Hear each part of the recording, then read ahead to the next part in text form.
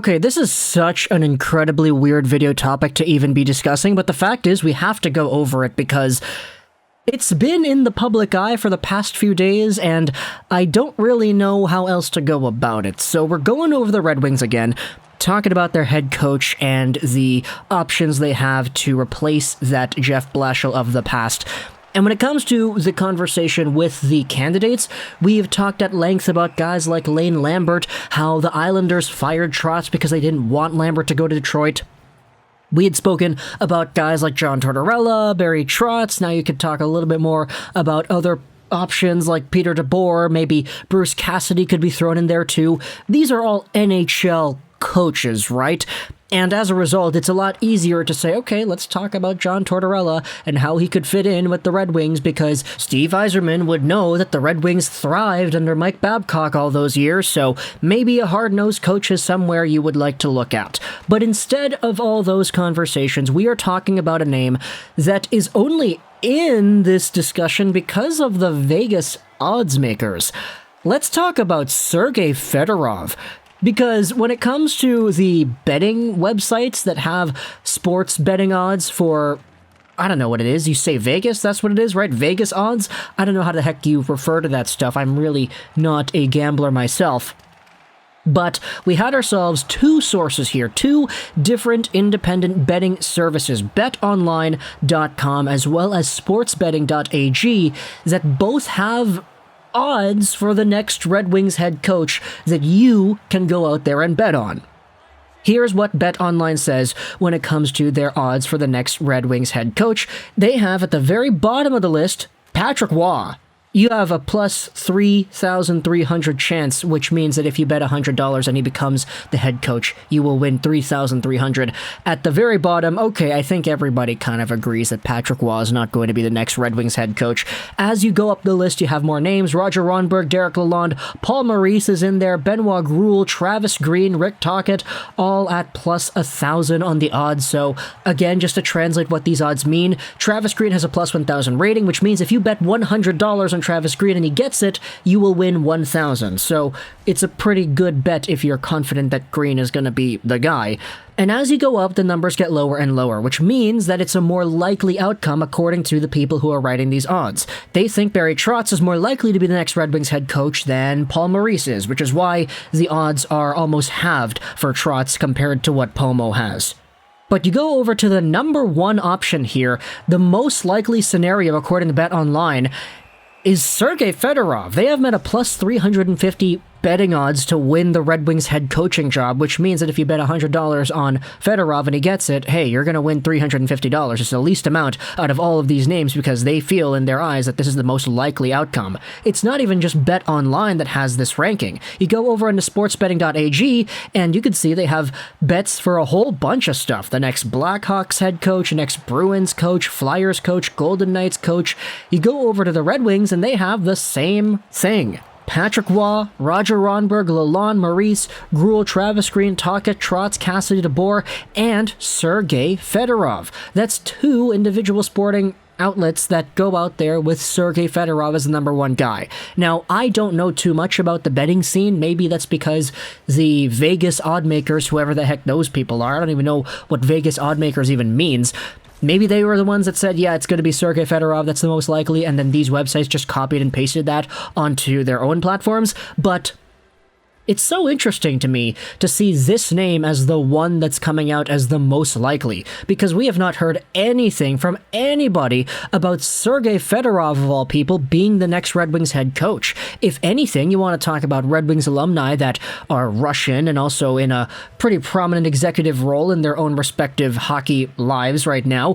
Igor Larionov was the guy that everybody was talking about, I feel, when it comes to potential Red Wings candidates, and Igor Larionov was ruled out because he was given an extension with the team that he is coaching right now in the KHL. But when it comes to Sergei Fedorov, it's really interesting to note why this is the guy. Firstly, we know Sergei Fedorov has been an absolute stud. He was a Red Wings legend, an NHL legend, arguably the most purely talented Red Wing of all time.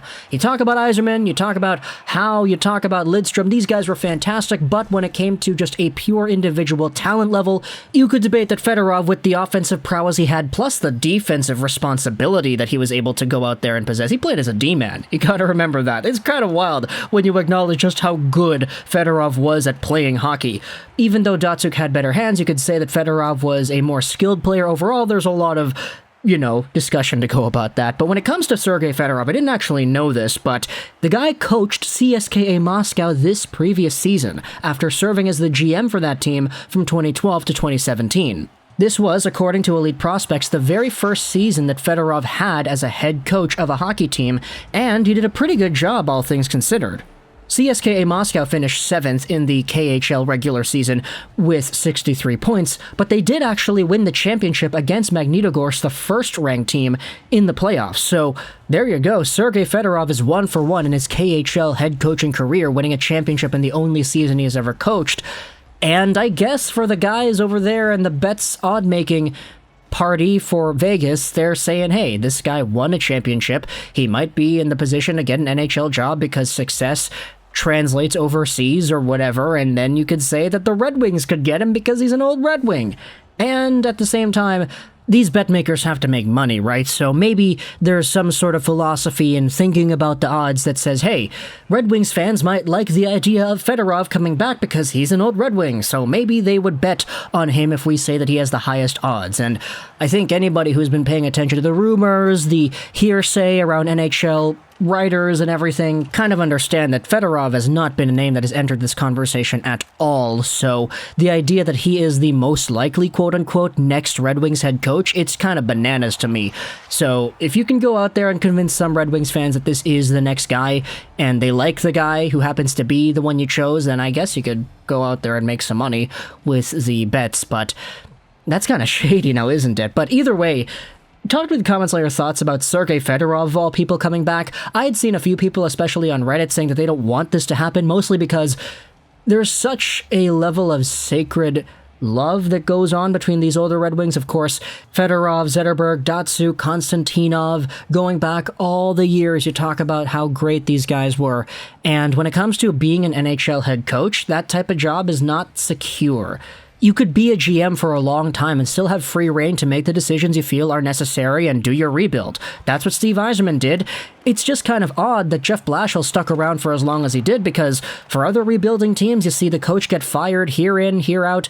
It's a lot of rotation going around the NHL with the bottom feeder teams and head coaches. So if a guy like Sergei Fedorov comes out here and he has a bad year, like all of a sudden that reputation is tarnished. I know a lot of people would go out there and say, oh, it doesn't change the great things that he did as a player. He can play forward, he can play defense, he's so skilled, etc. But it's like, you don't want to have that stain there. Wayne Gretzky was the head coach of the Arizona Coyotes, and that was really not a good experiment because those players just could not see the game the way that Wayne does, which is not surprising. I mean, Wayne Gretzky, of all people, is the guy who saw the game in a completely different dimension than any other player ever has before. So yeah, I could totally understand why that didn't work out. And I'm not going to go out there and say that Fedorov is Gretzky and that if he takes over the Red Wings head coaching job, he would be absolutely tarnished and the team wouldn't do well. It's just, do you really want to risk it? Especially since there are other options that you could probably say are more quote-unquote qualified to coach a rebuilding team at the NHL level. So, I don't know, talk in the comments all your thoughts about Fedorov being in this position. The odds, if you're going to bet on this, I'd probably go out there and recommend you don't bet on Fedorov to come over to the NHL after coaching one season, a championship-winning season at that, in Russia. But any other thoughts, let me know in the comments for sure. I hope you enjoyed this video. And bye.